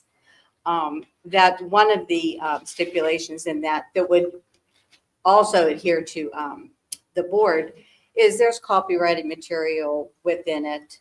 There was concerns about removing the materials from the building. But one thing is it tied up an administrator or staff member assigned by the superintendent to sit with the board member, as they do with parents, to answer any questions on the spot. So our concern as a committee was we are tying up an administrator for, 15 minutes to 3-4 hours, which is appreciated that the administrator is there. However, with all their other duties, we feel that's cumbersome for them to do. So what we proposed as a committee, and again is open for the board, is just put those same guidelines that are found in policy 105.1, where parents, guardians, and students can review materials, incorporate that into policy 105. Of course, we would work with Mr. Hoffman's office to make sure that, we're not crossing any lines there. But, we were concerned about the care of the materials, the return of materials, the integrity of the information within that. There's a difference between curriculum and textbooks. Curriculum is online and accessible. That's written by our teachers, overviewed by admin, adhering to all the standards and guidelines of PDE. The textbooks are the physical book. So those are two things, you know, we don't want to cross one or the other. There's resources as well, but there is a policy, I think it's 109, that covers resources being available for the board to see. So our question to the board for consideration is to add the guidelines from 105.1 that outlines, like you make an appointment, you know, you go through the admin liaison, make an appointment, come in, they will have the materials there for you. You can review it. The debate was to have an admin or staff member there for immediate questions, or the board member could jot down their questions and, you know, put it through to an email. Basically the same as a parent guardian, but without the administrator present. Because as it stands right now, there are no guidelines in place for a board member to review curriculum and textbooks. So the question is, you know, do you want to add the guidelines into 105? Do you want us to look for wording for a separate policy, or just leave it as is with no guidelines for the board? I would like to, did you do any research looking at examples that other schools have? We are in the process of doing that because it was dependent on what the board feels to do. But I did reach out to PSBA, which they thought was a good idea to add the guidelines into 105, not to add the board to 105.1, because by adding the board to 105.1, then opens up materials to parents, guardians that may be confidential in nature. So to add guidelines to 105, the PSBA was very supportive of that, that avenue to take. So there's no guidelines, Presently, there's no guidelines for board members.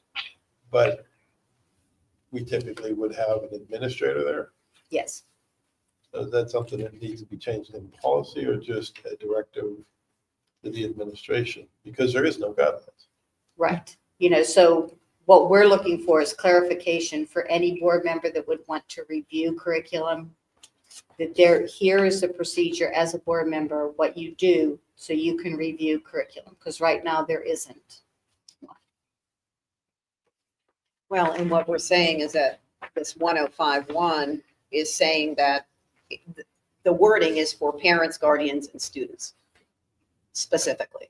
So as a board member, it's a little different when you're coming in and looking, you know, trying to read material or whatever, that you have access to it, not necessarily to take it home. If we don't want to take it off the grounds, but you want to be able to have some time to read textbooks or to read, you know, whatever you're looking at, we cannot be holding up the time of an administrator to be there. So if the administrator's not there, the concern was expressed that, well, you could do something and take something out of context and go put it on Facebook or like do whatever. I said, I would hope that board members were held to a little bit of a. But what would stop them from doing that, even if an administrator was there? Because if Mr. Graysick was there and Dr. Graysick was there and saw somebody take a cell phone out, he would chop their hand and say. Yeah. So it's not just that you want to roll in this wording from one, you want to roll it in, but then also change it so that it says that an administrator doesn't. Well, nothing addresses a school board member specifically. Yeah, So, basically. but I think it may be, you know, in years past, it was just assumed that a board member would, you know, there was no problem with a board member coming in and looking at stuff. I mean, it's our responsibility as a board member to see and know and approve. We have to have ample time to look. So then like situations like me, like we had a whole, you know, things that are approved and okayed, but then I come in after that point, I don't know what that is. So then how does that, like, there's a big turnover in school board members. You have to give board members an opportunity to understand and look at curriculum. But there's nothing in here that they want more what stops you from doing it though?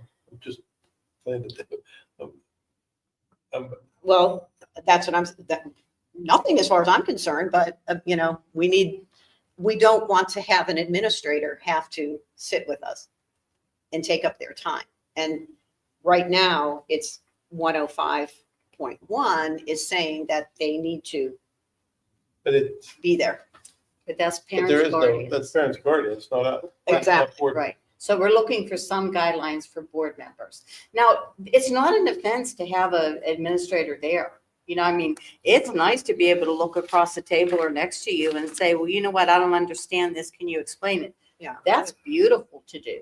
Our concern is it taking away from other duties they have?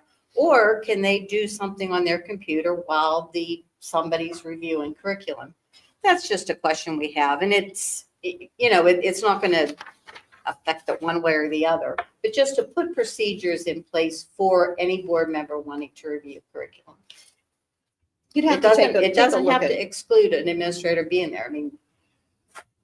Well, we're you'd have just to take a concerned look about- if there was a copy given to everybody, right? Of 105 and 105. I guess I see it like a couple different ways. I guess one, like, right, like unless somebody has like forbidden anybody on the board from reviewing those materials or taking things home even, or looking at it, then I don't know that it needs to be addressed. And then again, unless of course PSBA does say, oh yeah, actually you should have this, or there's other schools that do have something in place.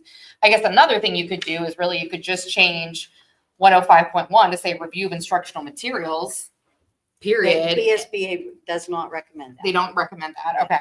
So then what you're asking then to roll this or make like a 105.2, I guess, or to roll it Or into just roll it in. 100, Again, Mr. Hoffman's office. but take out that Be the part best about guide. Yeah. They recommend Administrative guidance. they recommend adjusting 105 105. to somehow word it that it's okay for a board member to sit and look at materials without an administrator using their time. What are you perplexed about? You're putting something into writing that isn't, I mean, when there isn't something that's broke, you're trying to fix it. Well, no, because I came in to look at material and I was given something that is specifically for parents, guardians, and students. But again, then when you ask for something specific as a board member, why don't you receive it?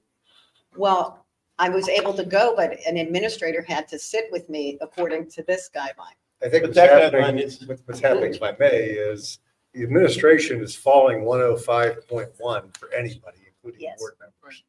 And board And so I members think aren't what's written being on it, though. suggested is that those same procedures either should not apply or should be adjusted for when a board member wants to review things. Well, and board members are not written on that policy. Right. So So- just incorporate it into 105. It's just a simple thing. It's just giving direction to a board member because as Mrs. Eckert said, there's big turnovers, and there is an election coming up and, there may or may not be new board members who don't know how to go about it. So this will outline it for them. Just makes it more But clear. before you start like drafting everything, could you provide us with like example verbiage, like from Sure. other, like before you go to the work of like actually drafting or like new policy, like could we look at some examples? Absolutely, absolutely. And the committee said, we would, go that far depending on, the board's suggestions and input. So Isn't there a common sense to it? If a board member asks a question, who answers it? yes, And, yes. and I understand of time commitments.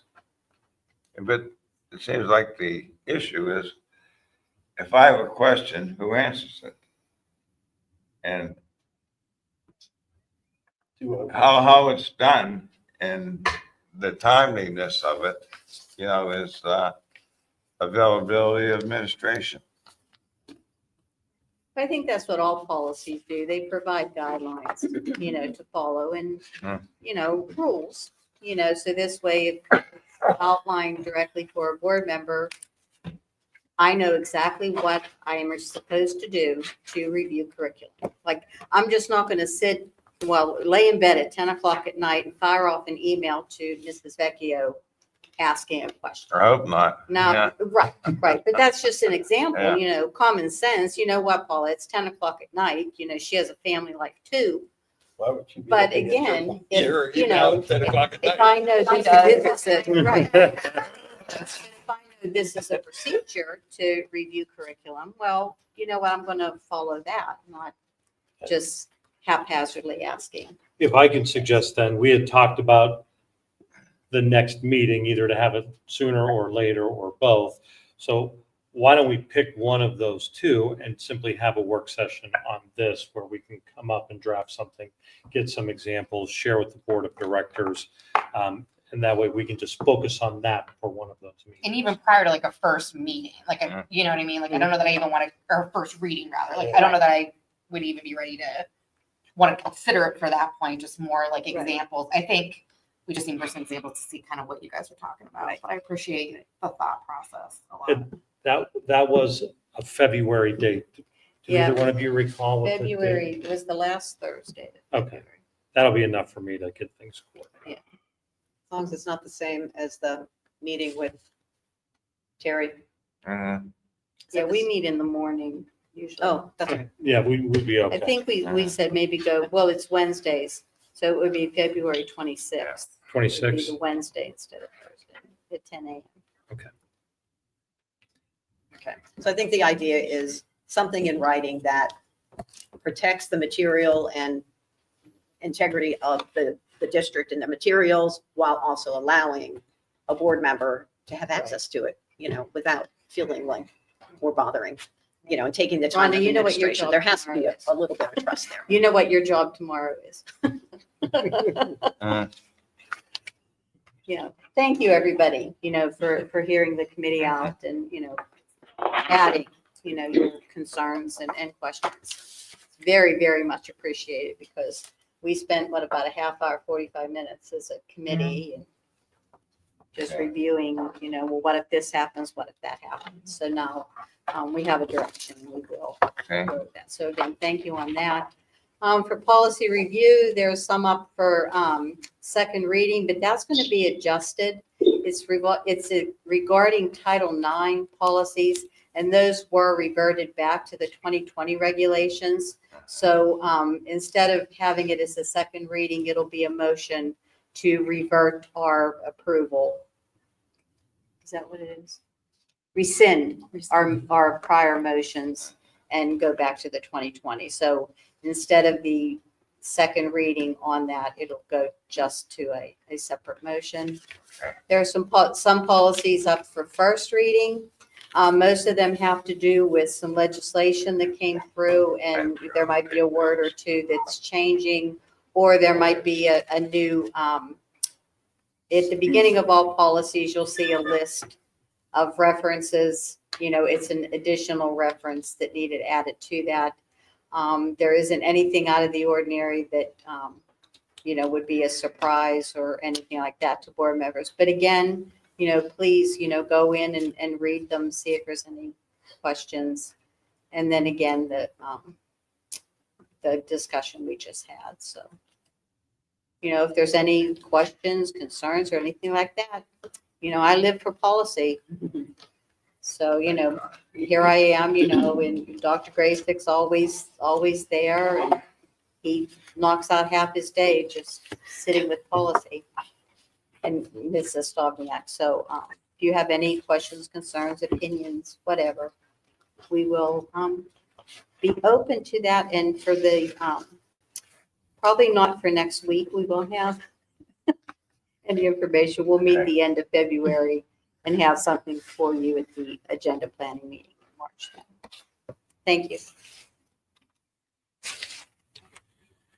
All right, that takes us to discussion items. I'll turn the meeting back over to you, Mr. Plano. Any items that the board would like to discuss at this point? Seeing none, we'll open it up to our audience. If there's any items, obviously not. We'll entertain a motion to adjourn. So moved. Paula, second by Mrs. Rinaldi, all in favor? Aye. Opposed? Thank you. Thank you, Have a good everyone. evening. Have a good night. Thank you, admin. Thank you. Thank you.